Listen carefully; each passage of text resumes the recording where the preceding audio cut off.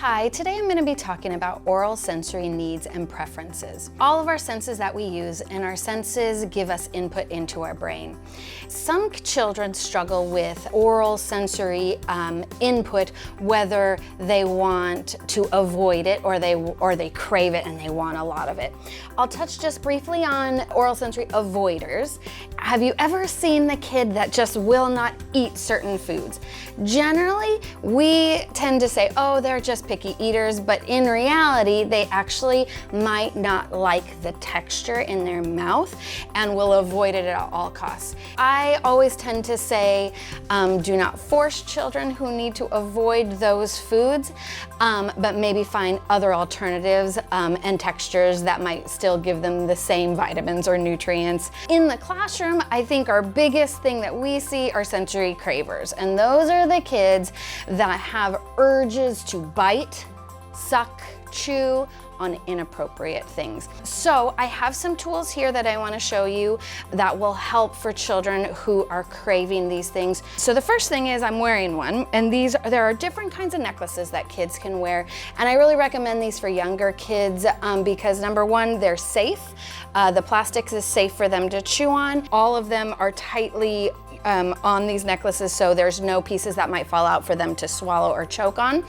And these are just really great because they're on them at all times. They can put them into their mouth and chew on them while they're listening, and it's amazing that once they get into their mouth, how much they're able to focus on what the teacher is saying and following directions, or even their own work. This obviously is for a little girl. They have ones that could be even for some older kids that look kind of cool. There's things for boys like Legos, everything. My son loved these. He got a shark tooth and he thought he was really cool because he's a surfer, and then he got a shark tooth. There's also another kind like this that they can just hold on to and move around in their mouth.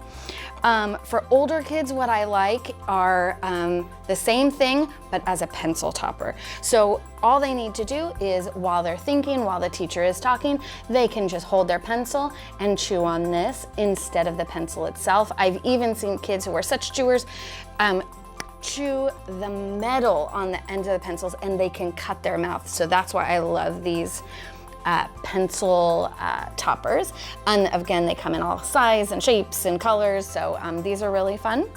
Another thing I like to do is I like to always have snacks in the room, because I'm always of the, if the child is hungry, they're not going to be able to focus. So I always like to have different sensory snacks, like crunchy snacks, crackers, nuts, carrot sticks sometimes, if you have a little mini fridge in your classroom. But I also like to have chewy foods as well, like little gummies or little fruit by the foot, because all of those is that sensory input that just gets them calm and focused.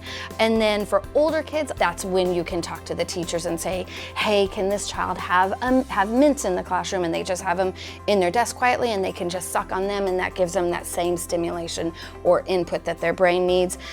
Even chewing gum, and I've had some teachers that have said yes to chewing gum for the students, and the action of the constant chewing really helps the kids stay focused. So I hope all of these little tips would help. Thanks.